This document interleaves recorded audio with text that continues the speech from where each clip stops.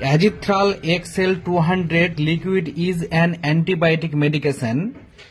It is commonly given to children for the treatment of a wide range of bacteria infection, targeting the ear, eyes, nose, throat, lungs, skin, and gastrointestinal tract.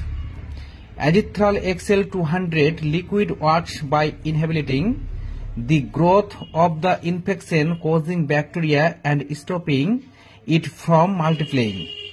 As a result of this, the spread of the infection is disabled.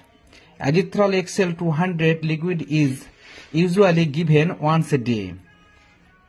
However, in the case of typhoid, it is to be given twice. Give it with or without food at about the same time each day.